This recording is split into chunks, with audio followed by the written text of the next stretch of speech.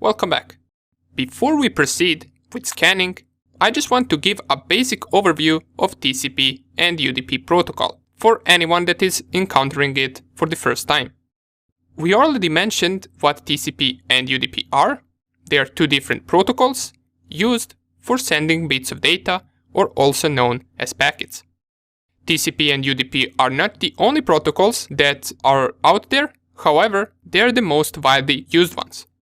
Let's talk about TCP first. So TCP stands for Transmission Control Protocol, and it is the most commonly used protocol on the internet. When you load a web page, your computer is sending TCP packets to the web server address, asking it to send the web page to you. Then the web server responds by sending a stream of TCP packets, which your web browser stitches together to form the web page that you see.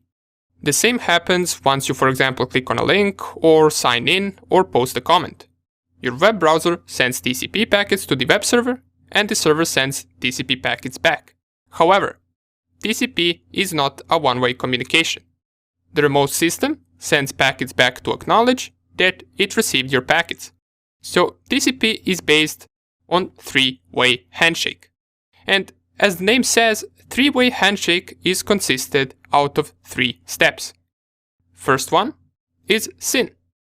In this step, the client wants to establish a connection with the server, so it sends a segment with SYN, and what SYN stands for is Synchronize Sequence Number, which informs server that client wants to start communication and with what sequence number it starts the segments with. After the SYN step comes the SYN-ACK, which is the second step, and in this step the server responds to the client request with SYN-ACK signal bits set. ACK signifies the responsive segment it received, and SYN is the same from the first step. It signifies with what sequence number it is going to start these segments with.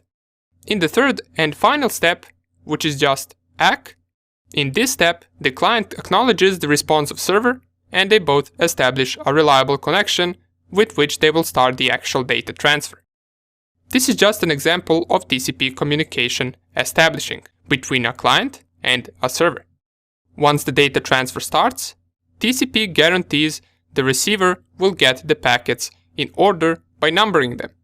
Then the server sends messages back to the sender saying it received the messages or packets.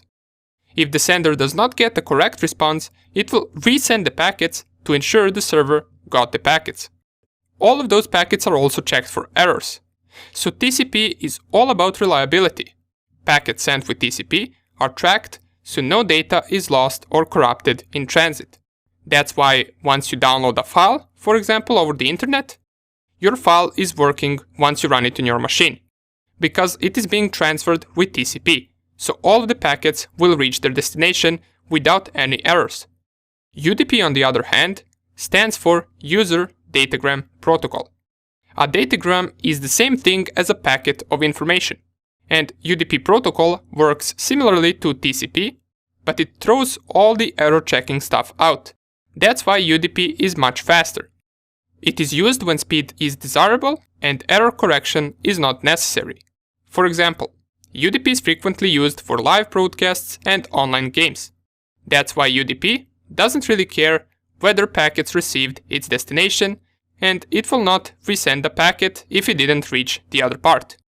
It will just continue sending other packets.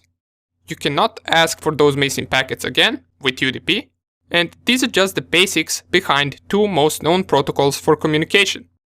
Even though many of you probably knew this already, it is good to have a refresher since we're going to need this knowledge once performing scanning. See you in the next video.